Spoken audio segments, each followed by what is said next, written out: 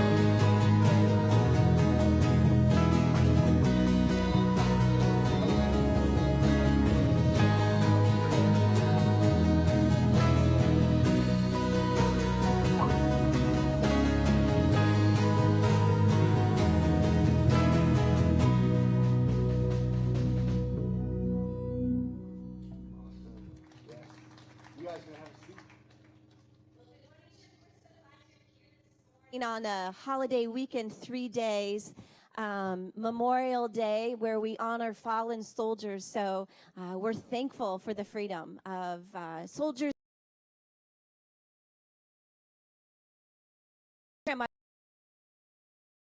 you. If you have that with you, we have a softball tournament. It's not a tournament, it's a league that the church, we do with the Burn Church and this church.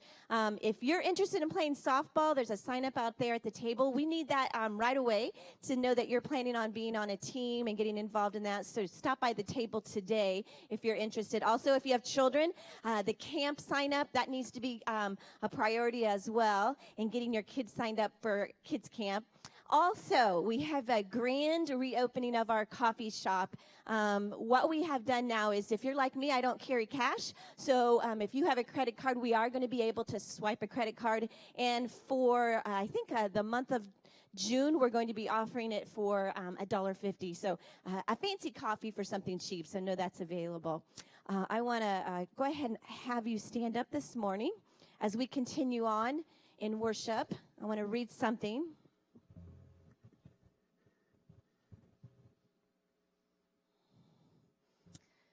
Psalms 9, verses 1 and 2. I will thank God with all my heart. I will declare all your wonderful works. I will rejoice and boast about you. I will sing about your name most high. As we continue on with worship this morning, that we would give God praise and glory and honor, all that he deserves. So we'll continue on.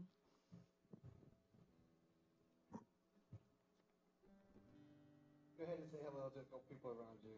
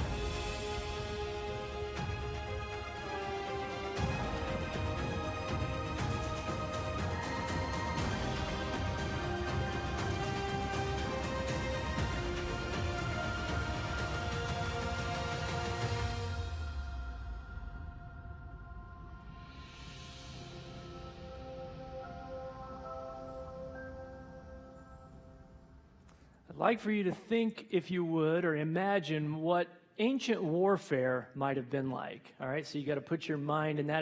And how do we get those concepts of what battle way back might have looked like? We probably have a little more sanitized view of it than it really was. And where do we get our view from? Well, quite likely Hollywood has helped us to get an idea, which is good. It gets us there, but it also maybe glamorizes some things a little bit, romanticizes some things. And so I'm thinking about where I get my view from. And one of the movies I loved when I was younger would have been William Wallace here in Braveheart. And we see the battle scenes and the hand-to-hand combat. Or maybe if you are of the younger generation or not, but you might like the newer version of Game of Thrones, or so the Battle of Winterfell might be your thing, as they had this recently, this big battle. Well, it's not a spoiler because it's already happened a month ago. And this is dark, but this is the way the whole battle was. So you don't really see things up so close because it's just dark. But I thought another movie might give us a little better taste, perhaps, of what ancient battle would have looked like, because, well, it was pretty gory. That's the movie 300 with these 300 Spartans. And so we get a little taste of what it might have looked like, but do we really understand it? See, the reality is in today's world, we view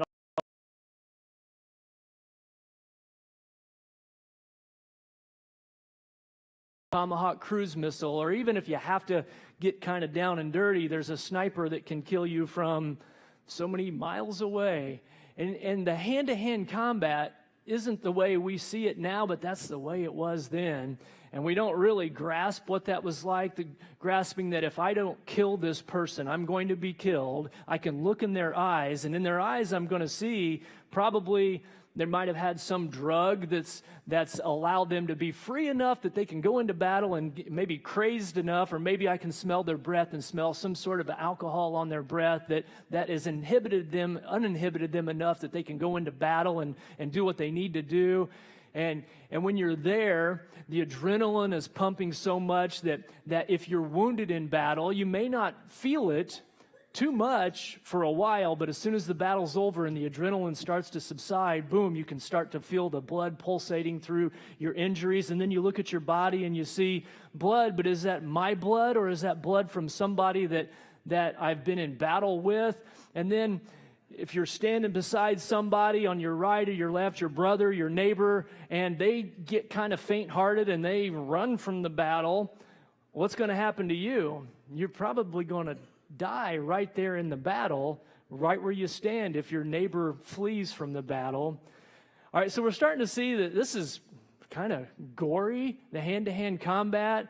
They didn't understand too much about germs back then, but they did understand a little bit about infection, so that if a sword or a spear or something would pierce through my clothing into my arm or into my leg, there's a pretty good chance that driving that dirty clothing into my arm would probably cause some kind of an infection, maybe not understanding exactly what that meant, but it meant I may lose my arm or my leg or my life because of that infection. Therefore, something you may not have known is that many of the men would fight virtually naked so that they wouldn't have to risk that infection that could come from that. And if you survive the battle, or if you don't survive the battle, on the other hand, say you die in battle, you're probably going to not have a friend who's going to come and rescue your body to give you a proper burial. Your burial is going to be the birds of the air or the beasts of the field. Isn't this a great way to start a sermon, right? You're going, whoa, man, where's this thing going? Well, where we're going today is we're starting this series, as you saw from the video, on the life of David. And it's going to be a few weeks of talking about David. But David lived in a time that was very violent.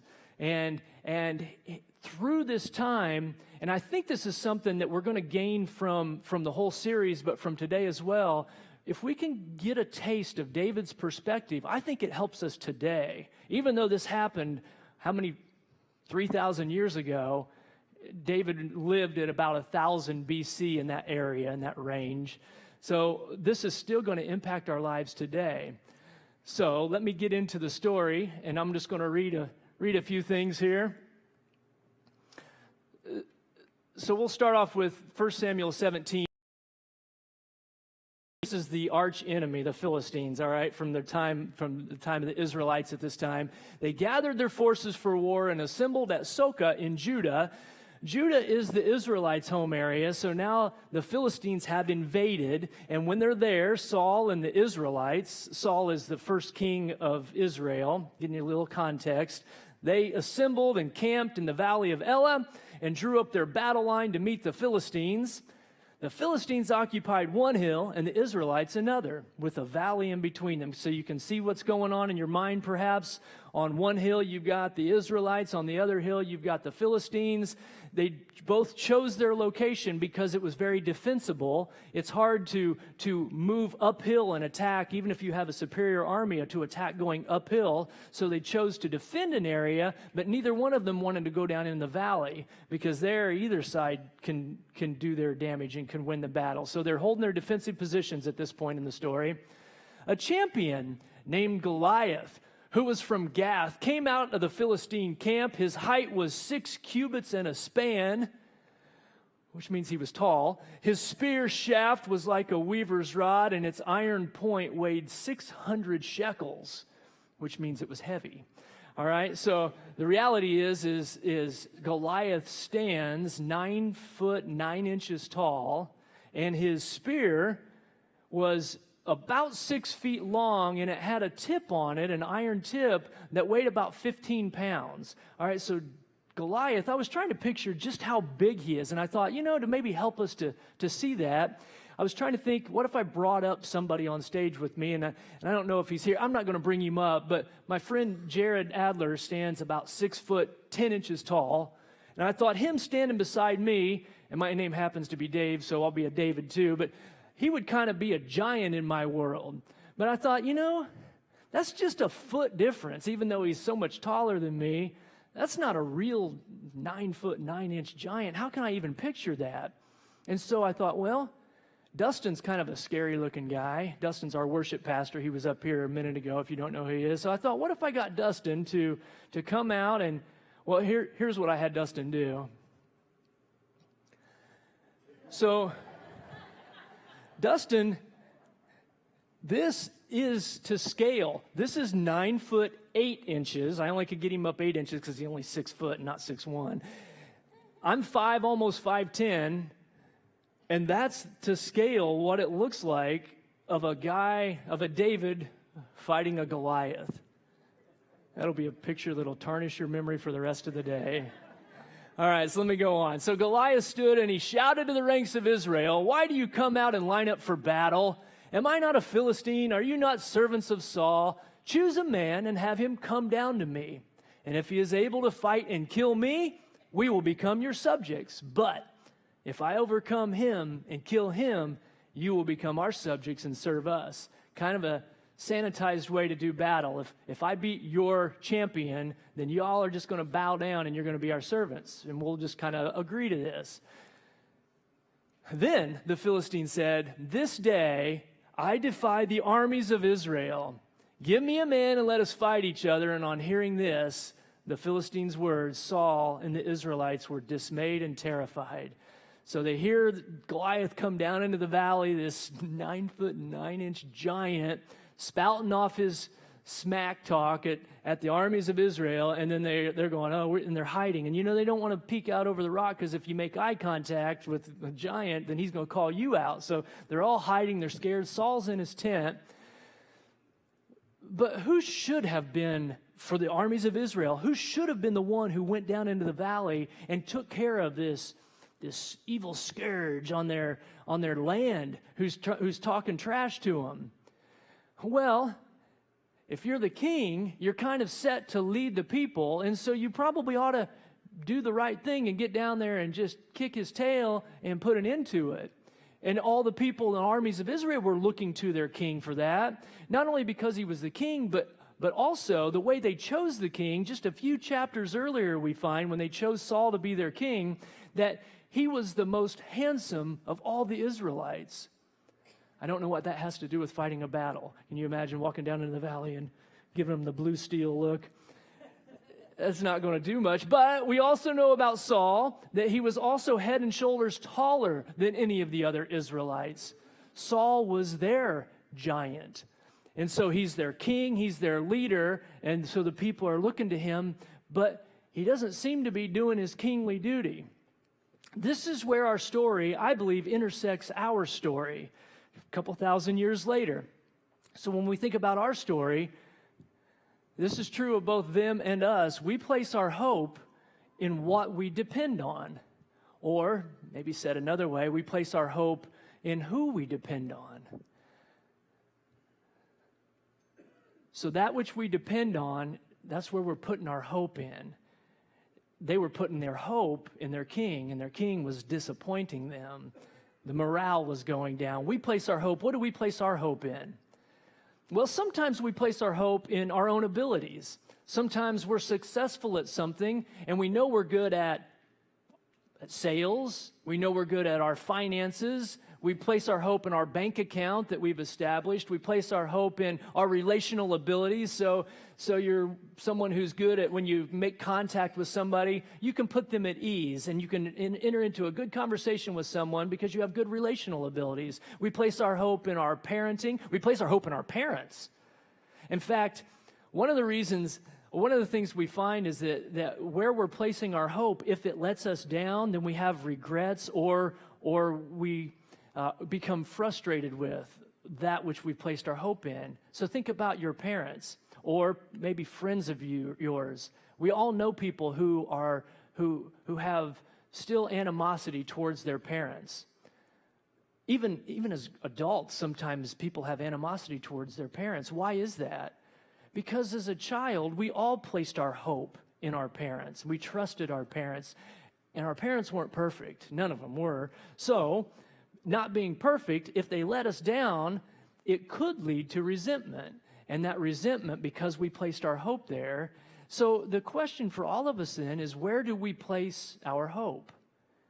Well, let's go on with the story just a little bit. And I'm wondering, where is Saul in this whole situation? Because Saul, he should have been out in front, but he wasn't. He was hiding. They put their hope in him, but all of a sudden the nation, their morale is going down because Saul is nowhere to be found. And the problem with this is a couple hundred years, actually about 400 years before this time, God had set up the nation in a certain way, and now they weren't honoring the way God had set it up. God had set it up through Moses. Moses led the Israelites out of Egypt, if you remember. Pharaoh was the evil dictator. Moses led them out, and God set up the nation that they would be a nation of law that was administered by judges. All right, so that's the way it's going to be. We'll have laws that God has helped them establish, and they're going to be administered by the judges, which the reality is they were thousands and thousands of years ahead of their time. The system they set up was a great system. And yet, now we come a little bit later, and it wasn't like all the other systems. It wasn't like there's a dictator, a king, a ruler, a pharaoh who's in charge. They were administered by the judges. But now we'll fast forward back into this time. Just before King Saul is elected, the new king, appointed the new king, they have a prophet who is also the last judge. His name's Samuel. Samuel was a good judge. They had some that weren't so good. He was a great judge and a prophet. But the people came to Samuel near the end of his life, and so we're going to jump back a few chapters to chapter 8. When Samuel grew old, he appointed his sons as Israel's judges. He needed to find somebody to replace him, and he's growing old, and he knows that, so he knows his sons well. He appoints them as judges, but his sons did not follow his ways. They turned aside from their after dishonest gain and accepted bribes and perverted justice. They were corrupt. Who's got the most money? You do? All right, then we're going to rule in your favor. All right, so these corrupt judges, and now the people aren't appreciating this. They're seeing the writing on the wall. They're fearful. So the elders of Israel gathered together, and they came to Samuel at Ramah, and they said to him, "You are old." That's not all they said. They said, "You are old, so your sons do not follow your ways. Now appoint a king to lead us, such as all the other nations have. All the cool nations have a king. We want a king too." What they were forgetting was the way God had set things up intentionally a long time ago actually even before Moses' time. If we go back to Genesis chapter 12, God had established a covenant, a contract with Abraham. And with Abraham, this is about 1,000 years before this time. All right, so in this contract with Abraham, he said, I'm going to bless you, Abraham, and I'm going to bless your descendants. Now, this is a story for another day. We're not going to talk about this, but Abraham didn't even have any kids at the time. But and he's past the age where he should be able to have kids. But God says, I'm going to bless your descendants. I'm going to give you land, and I'm going to just bless your whole nation. For what purpose? Why is God going to bless Abraham? So that Abraham can go around and be puffed up because he's blessed by God? No, God had a purpose for it. He says, I'm going to bless you so that you all can bless all the nations of the world, that everybody will be blessed through you. All right, so that was their original intent, so that if somebody else from a neighboring nation might look and say, wow, you guys have it going on, who's your king? No, they wouldn't ask that question because they weren't going to have a king, because God was always going to be their leader, their ruler, their king. That way they could ask, who's your God? We want to know that God. Oh, so God set this up this way, but here we are all these years later, and they're drifting away from this principle, and they're wanting their own God, they're wanting their own king. Now Samuel's ticked at this point. Can't believe they're doing this, God. And God says, they're not rejecting you, Samuel. They're rejecting me.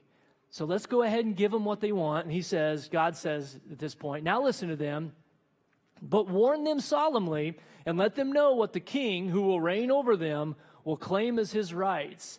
And he goes on to tell them what the king's going to claim. He's going to want their taxes, some tax money. He's going to want to take their best lands. He's going to take their sons, and this is Samuel tells them, God tells them, he's going to take your sons, and he's going to put them in his army so you can go fight for him to gain more lands. And he's going to take your daughters, and he's going to put them in the palace to work. And so this is what you're asking for, right?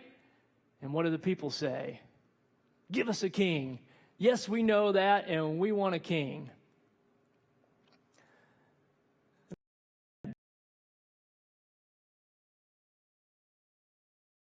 All of this, they want what's not right, what God never intended.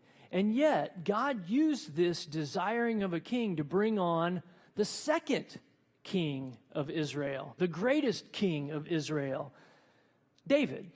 David, ironically, even if it wasn't the right way to do it, David had the right mindset. He knew that in spite of everything, his successes and his failures, he knew that the rightful king of Israel was God. It wasn't him, and he knew where it all came from. So whether he was going through hardship, he still looked to God and trusted God. Whether he was going through success, he looked to God. In the midst of all the successes he had, he always gave credit to God because he knew God was the true king. I wonder about our successes and where we credit sometimes.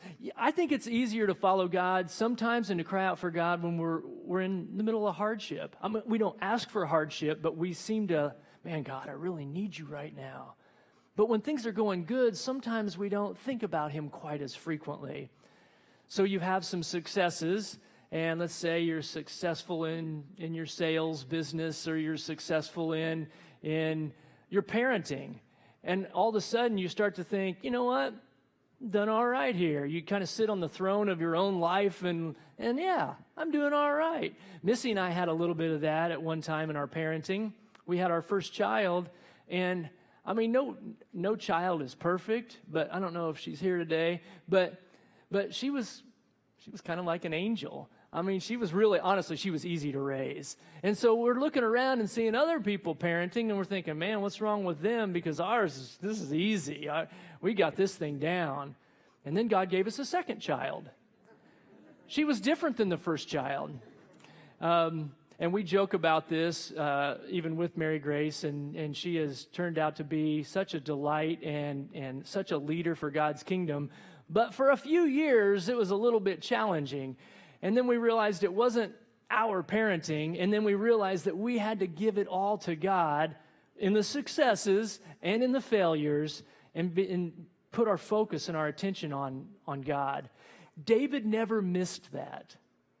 He always had his focus. He was always laser focused and clearly, intently thinking about where it all came from. It was all from God all the time. He never took credit for himself. He always looked to God. That's the challenge for all of us.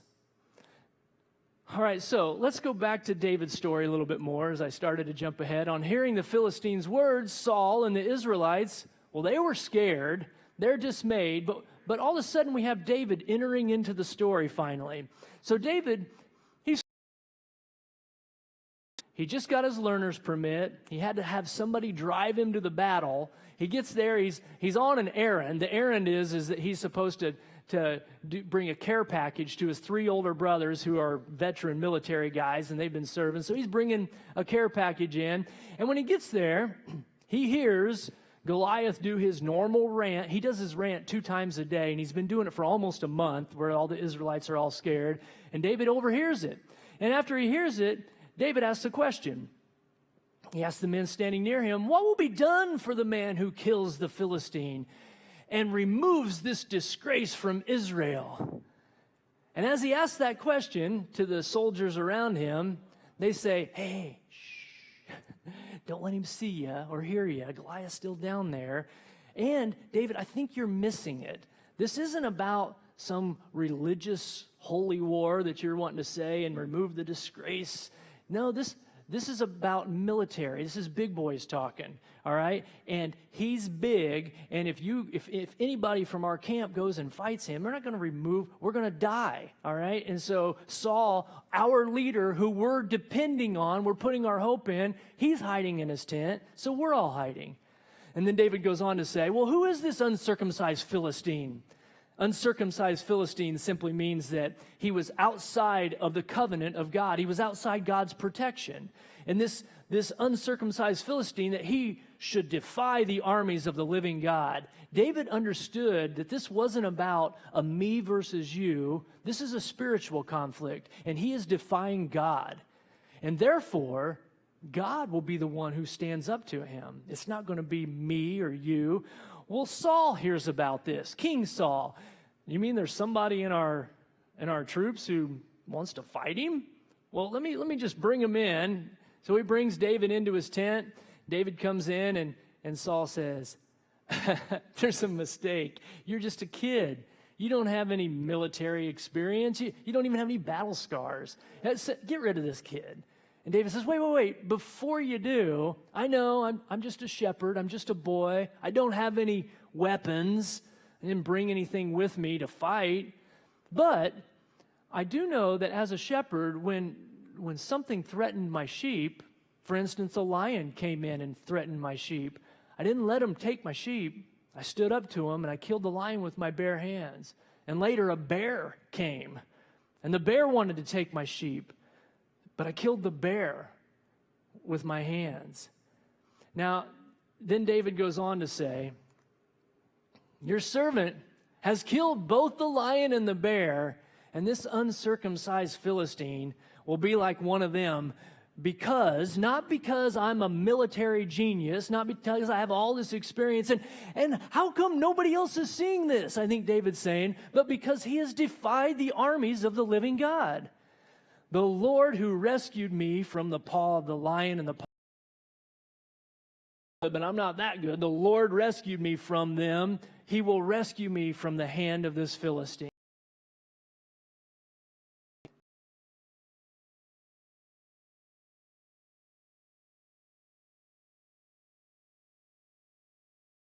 And he's going to go and do what God wants him to do. That's the challenge for us. When we're facing hard things, giants in our life, or the opportunities, the successes, can we remember that it's all about God? Later we read a little bit more of David's life, and we don't just read it as a narrative, as a story, like Samuel is telling us the story of David.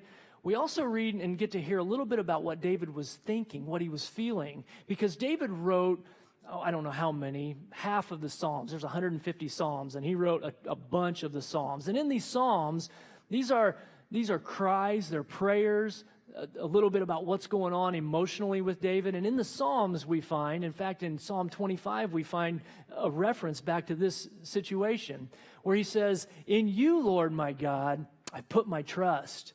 My hope is in you all the day long."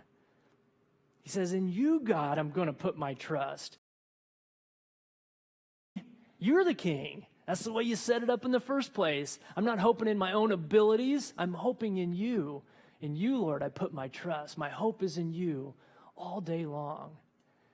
Well, let's go back to 15-year-old David. Saul's given him permission to go down and fight Goliath and die. And so as he's marching down the hill, what do you think the different armies are thinking at this time? We have the Israelite army, and are they cheering him on? I don't know. I think they're going, "Whoa, what's going on? The boy, he's going to fight for us? Saul, no, because then we'll have to be their servants. If he loses, and he's going to lose, what are the Philistines thinking?" I mean, I don't know what they're thinking. Come on, this is what you're sending out to fight Goliath? Okay, so Goliath does his rant.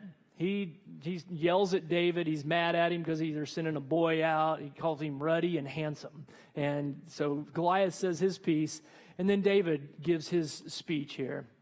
David says to the Philistine, "You come against me with sword and spear and javelin, but I come against you in the name of the Lord Almighty, the God of the armies of Israel, whom you have defied." And then he tells him what he's going to do.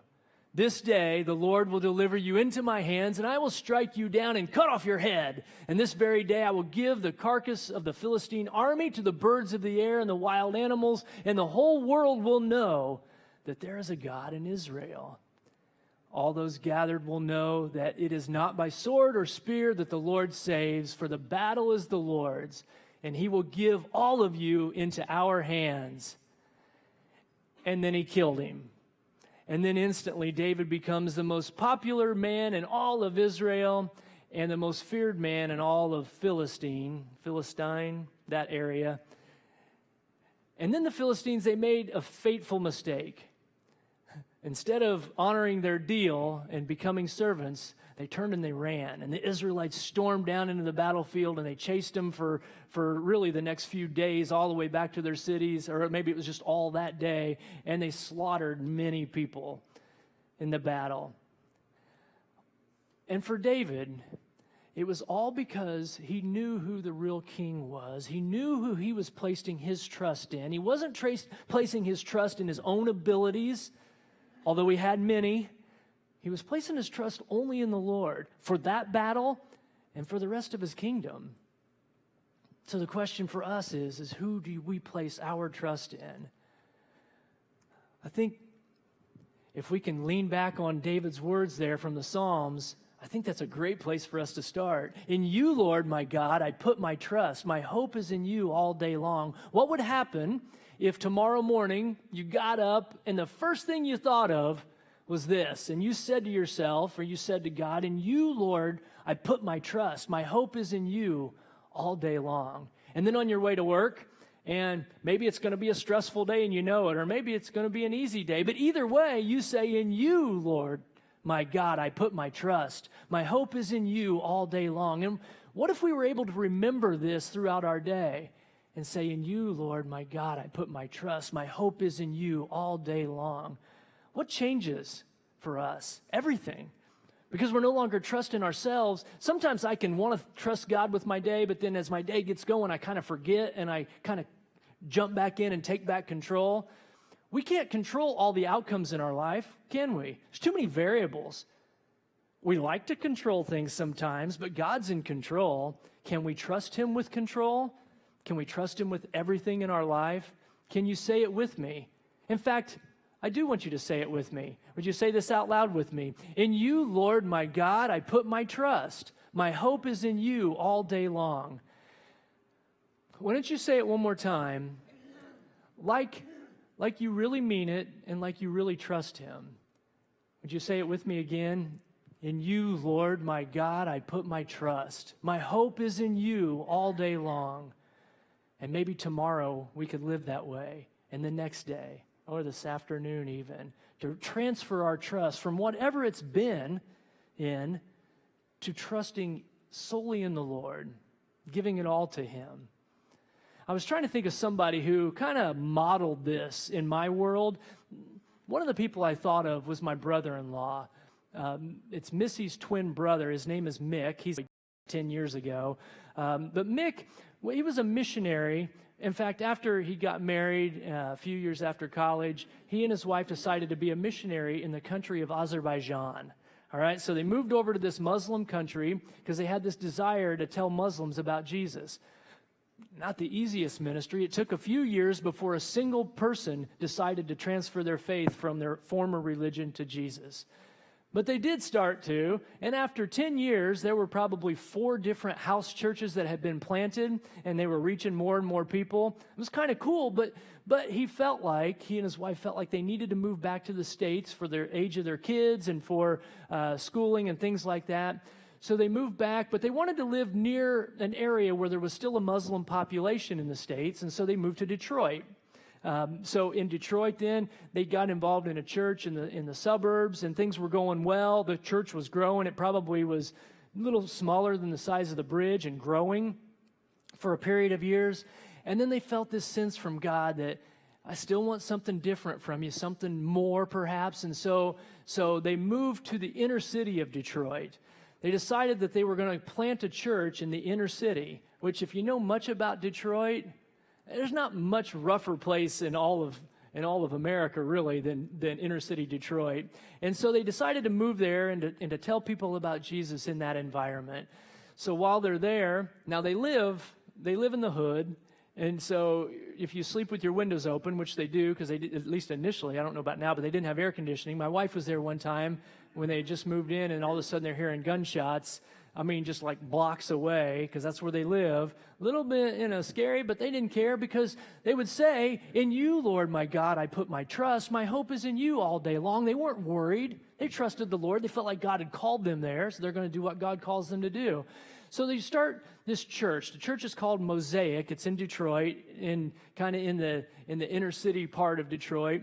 And the church starts to grow, and they're starting to reach more and more people with the good news of Jesus. I follow him on Facebook, and so he posts probably, maybe not quite once a week, a couple times a month though. He'll take a selfie with someone at a restaurant or somewhere, someone who just decided to follow Jesus, who came out of drug addiction or other addictions, or they came off of maybe they still are homeless. And the picture will say, this person, shout out for them, be praying for them. They decided to follow Jesus. They're getting baptized this Sunday at the church. And I'm going, that's awesome. One of the recent pictures I just saw was this one, 2 pictures there. And what he put with the picture was, listening to David's story is humbling. He wasn't talking about my message. Or David's story in the Bible. This man on the left, or with Mick on the right there, is David. He says, born in a barn in Mississippi, was shot twice, survived many other brushes with death, and now stands victorious over addiction and proclaims his love for Jesus. It doesn't get any better than that. And then he talks about the picture on the right. It says, the 3 hands. A leader in our church brought a young lady into my office with some horrific stories of sexual abuse and activities. I was able to lead her to Jesus this morning. Yay, God. She is committed to begin this new journey and experience the healing of her heart in Jesus' name. This is why I do what I do. That's pretty awesome, the ministry he's able to have, because he would say, in you, Lord, I put my trust. My hope is in you all day long. But to finish his story, that's not the finish of his story, but about 6 months ago, he told me that he had just recently received a letter in the mail, and he opens the letter and it says, we know what you're doing. We don't approve. If you don't quit this church and being a pastor, we're going to kill you and your family and everybody in your church. Signed, the Church of Satan. So he's like, what do I do with that? Now, Mick, by himself, believes this verse wholeheartedly, and he's going to trust the Lord. And he lived in a Muslim country for 10 years telling people about Jesus. He's not really worried, and even for his family, not so much. But then they bring in other people that Mick aren't a part of his natural family. So he's like, man, I feel like I got to do something with this. So he called a friend of his who worked for the police department and said, maybe you could, I don't know, drive by on Sunday mornings or do something just a little extra for me, and hangs up the phone. An hour later, he gets a phone call from a number or I think it's an unknown number, picks it up. Hello, this is the FBI. So now the FBI is involved in this whole process and trying to figure out and who's making these threats against them. And even today, all these months later, they haven't figured it out. Now, they've increased their security at their church, done some things like we've done here at our church. I mean, you got to do all you can. You got to be diligent. But Mick, for the most part, for his own life, doesn't seem to care whether things are really good, and we've seen a picture of things being really good, or they're rough, they're difficult. He would say that in you, Lord God, I put my trust. My hope is in you all day long. And then he'd say it the next day, and again the next day. He's truly putting his trust in the Lord for everything. That's what I want. What about you? Can you transfer wherever you trust in your own abilities that God has given you, but those are, you trust in those? Or can you transfer the trust, everything, all of your trust, to the Lord? And maybe say, in you, Lord God, I put my trust. My hope is in you all day long. Would you pray with me?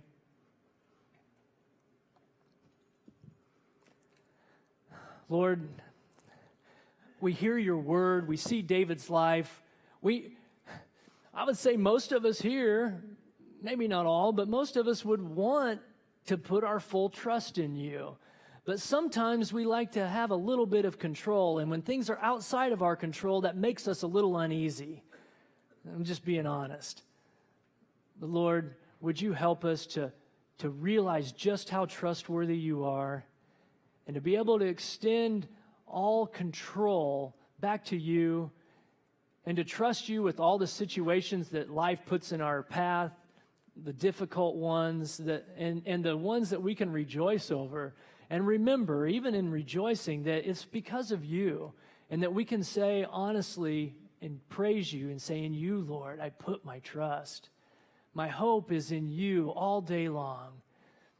Refresh this idea in our heads throughout our day. Tomorrow morning, help us to awaken proclaiming you, and the next day that we're going to trust you no matter what, and we're going to put our trust in you throughout our day. You're good, and we proclaim that we trust you, and we praise you. It's in Jesus' name we pray. Amen.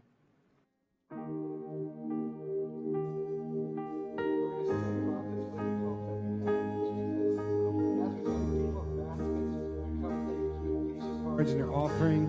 And then as they go by, will you stand and just proclaim this song that we have a living hope in Jesus?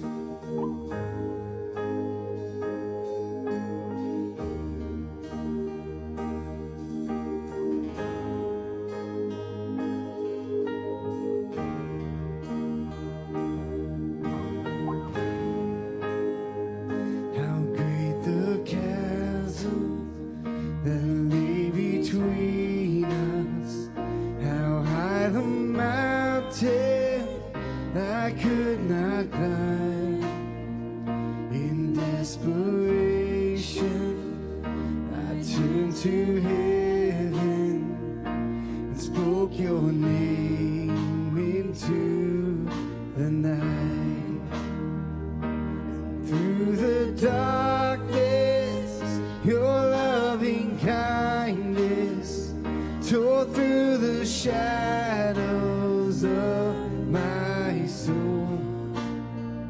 The work is finished, the end is written. Jesus Christ, my living hope. Who could imagine so great a mercy? What heart could fathom such boundless grace? The God of ages stepped down from glory to bear my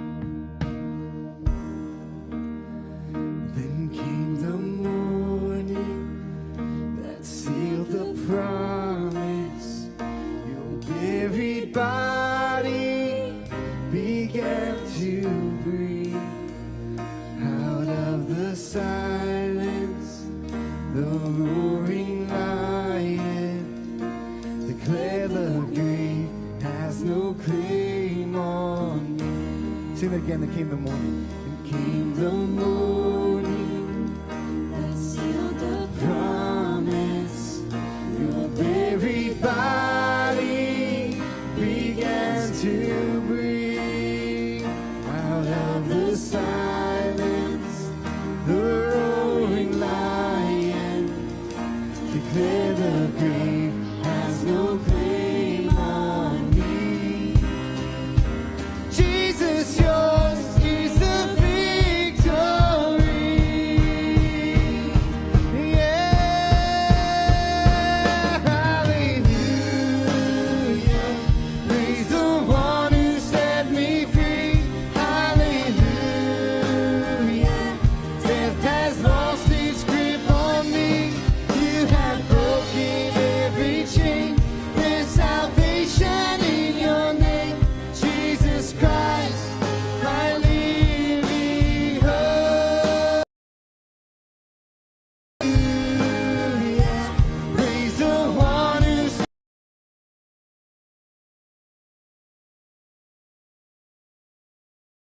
set on me. You have broken every chain.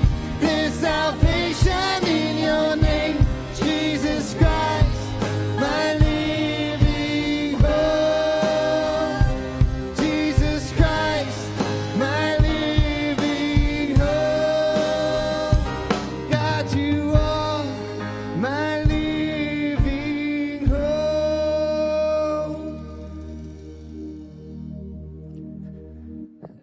David's story is a fun story. It's fun to read about, to learn from. We're going to be, over the next few weeks, giving you some insight into David that you may not have heard, even if you've been a church person for a long time. We're going to hear some things that we can apply to our lives.